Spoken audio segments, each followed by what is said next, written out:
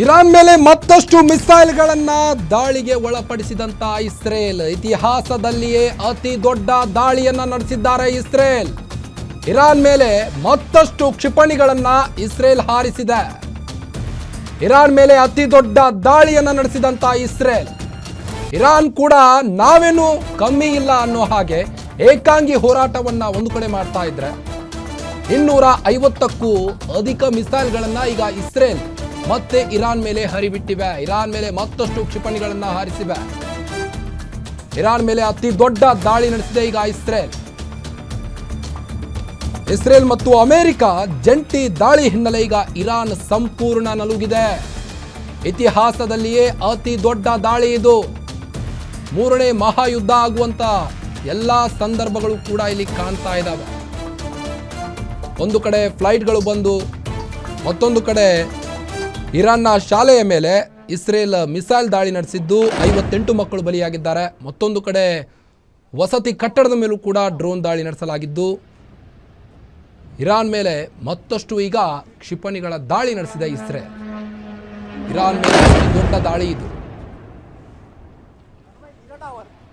ಆದರೆ America Israel ದಾಳಿಗೆ Iran ಹೆದರ್ತಾ ಇಲ್ಲ. ಅದು ಕೂಡ ಏಕಾಂಗಿಯಾಗಿ ಹೋರಾಟವನ್ನು ನಡೆಸಿದೆ.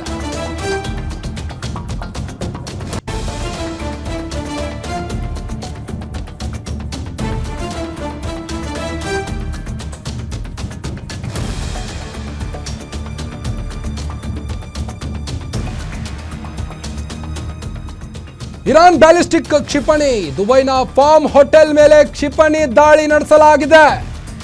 ಹೋಟೆಲ್ ಮತ್ತು ರೆಸಾರ್ಟ್ ಮೇಲೆ ಇರಾನ್ ಅಟ್ಯಾಕ್ ಮಾಡಿದೆ. ಈಗ ಕ್ಷಿಪಣಿ ದಾಳಿಗೆ ದುಬೈನ ಫಾರ್ಮ್ ಹೋಟೆಲ್ನಲ್ಲಿ ಬೆಂಕಿ ದಗದಗಿಸಿ ಇರಾನ್ ಬ್ಯಾಲಿಸ್ಟಿಕ್ ಕ್ಷಿಪಣಿ ದಾಳಿಗೆ ದುಬೈ ಶೇಕ್ ಆಗಿದೆ. ಈಗ ಶೇಕ್ಗಳ ನಾಡು ಶೇಕ್ ಆಗಿದೆ ಹೋಗಿದೆ. ಈಗ ದುಬೈನ ಫಾರ್ಮ್ ಹೋಟೆಲ್ ಮೇಲೆ ಕ್ಷಿಪಣಿ ದಾಳಿ ನಡೆಸಿರುವಂತದ್ದು. ಕ್ಷಿಪಣಿ ದಾಳಿಗೆ ದುಬೈನ ಫಾರ್ಮ್ ಹೋಟೆಲ್ನಲ್ಲಿ ದಗದಗಿಸಿದೆ.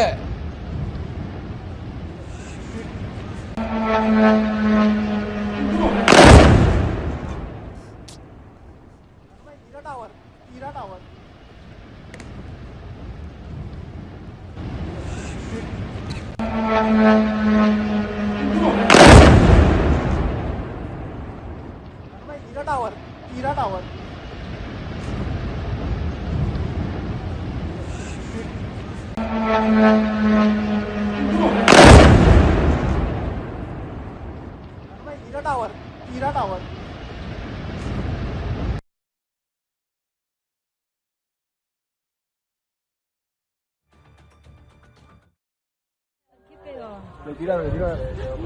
¿A quién le pegó?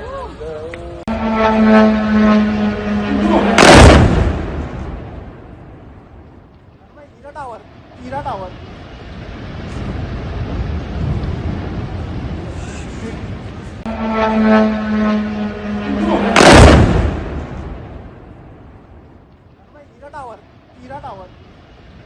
ನಿಮ್ಮೂರಿನಿಂದ ವಿಶ್ವ ಮಟ್ಟದವರೆಗೆ ರಾಜಕೀಯ, ಸಿನಿಮಾ, ಸ್ಪೋರ್ಟ್ಸ್ ಯಾವ ಸುದ್ದಿಯೂ ಮಿಸ್ ಆಗಲ್ಲ.